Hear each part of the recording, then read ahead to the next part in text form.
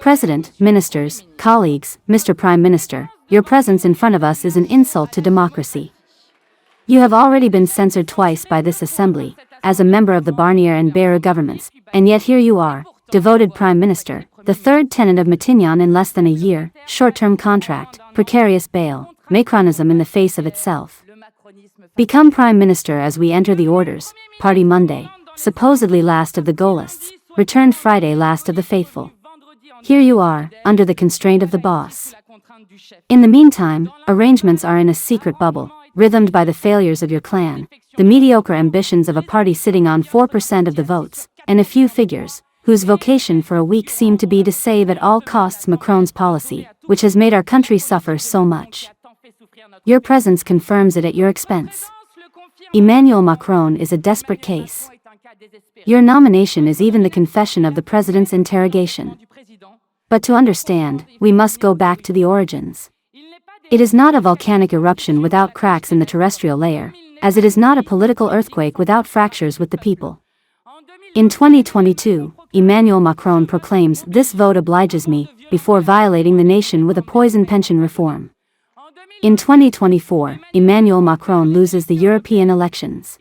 He replies with the grenade of the pins of dissolution. Back to the sender, Emmanuel Macron loses the elections again. Since then, despite the protests and the social movement, the president deliberately denies the verdict of the ballot boxes. 3 prime ministers later, you are trying to save what can be, without even the appearances. Yes, in politics as in geology, each shake contains the previous and each fracture enlarges the next. After this democratic denial, what an irony to hear you talk about responsibility, compromise and stability. In your language, the compromise is to rally your position as if you were the center of gravity of the political field. You should thank for the white year, the reduction of reimbursements for patients with cancer, the doubling of medical franchises and the refusal of the ISF. Thank you, but no thank you. The responsibility would be to give a boost to a policy beaten in the urns, and the stability would impose to give in to the president's whims. In this regard, you are right, there is nothing more stable than an authoritarian regime. You are still talking about base, when the ground falls under your feet. The 2 former prime ministers, Edouard Philippe and Gabriel Attal, yet out of the throats of Jupiter, have understood it well, except that it is not good to be assimilated close or far, Emmanuel Macron. Because we have witnessed for a year a contradiction between the general will and the will of one. To have practiced you for a long time, we know the next act of this coup de force, a blackmail to the budget, or rather to your budget. Because you have had, despite your defeats, no scruples to apply the program, all the program, nothing but the program of radicalized Macronism. Except that the people no longer want your policy. 3/4 of the French wish the departure of the president. His departure, because he stubbornly refuses to change a policy that brought the number of poor to more than 11 million in our country, to degrade the school like the public hospital, to mislead our industry, to erode our sovereignty, it does not hold anymore. Even the associations that are aware of it, it does not hold anymore, because you are the power that ruins associative freedoms and lowers subsidies. Mr. Prime Minister, no one believes in you anymore, because we have already seen you at work. You are the only man in the country to have participated in all the governments of Emmanuel Macron, all without exception.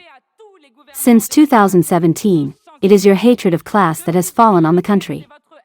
It was you who had deployed the GIGN and the raid against the Guadeloupean people in the fight for the right to water and health. It was still you who had imposed the date of the 3rd referendum in Kanaki, New Caledonia, thus breaking a process of 40 years of civil peace and decolonization. Your passage into force on the thaw of the electoral body caused 15 deaths and the economic and social collapse of the territory. It was you, always, who buried the demands of the yellow vests. You made the people your enemy. You embody above all, Mr. Prime Minister, the complicity of France with the genocide carried out by Netanyahu against the Palestinian people. You lied by claiming that France did not deliver any weapons to Israel. It is the people of France who forced you, at the very least, to recognize the state of Palestine, which is agonizing by the abandonment of the world. It is the people who saved the honor of France by waving the Palestinian flag everywhere. It is the people themselves who went to the sea to break the illegal blockade of Gaza. But, beyond your career, your actions speak for themselves. Your first trip to the hospital to explain that the budgetary problems of the country are due to too much money put in the public hospital. Exhausted caregivers and abandoned patients will appreciate this mess coming from those who closed 30,000 beds in 8 years. Your first decision will have been to appoint 2 high-ranking officials to dismantle the state, the same method as Trump and Milei in Argentina who, with his truncheon, brought his country to bankruptcy, stole state coffers to fatten the big boss. It never works. The logic of the unsubstituted has always been the same. We will not participate in your rescue. We have understood that Emmanuel Macron will not change his policy as long as he remains in power. In this regard, the crisis we are going through will not know a return to normal. Presidentialism is twilight. Emmanuel Macron has, without the help of anyone, damaged his position and exhausted the institutions of the Fifth Republic. By organizing the irresponsibility of a man who does not cease to reject the consequences of this act, our Constitution allows all authoritarian derives, the whims of a single man to whom it conflicts the full powers. But in the meandering of his statements, the President gave us a confession. Who is he most afraid of? He who trembles at the idea of seeing his policy dismantled. We learn here and there that Emmanuel Macron, on the evening of the first round of the legislative elections, hoped to see the far right in the lead. He then thought that the fundamentals of his policy would be pursued by other means, contrary to what he could hope for from us. The system and its life insurance, the law of attraction, do not deceive. Do not displease the ridiculous frontrunners who cry all day long about a so-called alliance, about a scrutiny that would have been stolen from them. Learn elementary democracy. You have lost the elections because the French do not want you. Keep your energy for your trials. And explain to us rather, you, Mrs. Le Pen, who is not here, do you want to approach retirement at 64 years old or postpone it to 67 years like your friend Ciotti, or maybe postpone it to 65 years like the right to whom you stand? Mrs. Le Pen, it is to seduce the 1,800 richest families that you refuse the Zuckman tax. And why have you voted against the full responsibility of the students linked to breast cancer? Now, the tectonics of political places is triggered. The Macronism could find an extension to the far right. After all, Le Pen and his friends have saved Macron twice from destitution. The far right has refused 8 times to vote for the Beirut censorship. We alone are capable of a rupture. So, what a time of despair awaits us. The presidential monarch makes us all lose time. Emmanuel Macron's second mandate is a mandate for nothing. From now on, little choice will be given to him. Dissolution would still be a way to reject the fault on the Assembly when it rises from the Élysée. It does not guarantee more clarity and does not foretell anything of what the President will do of the result. The Insoumis propose a way out of this crisis. Vote censorship first.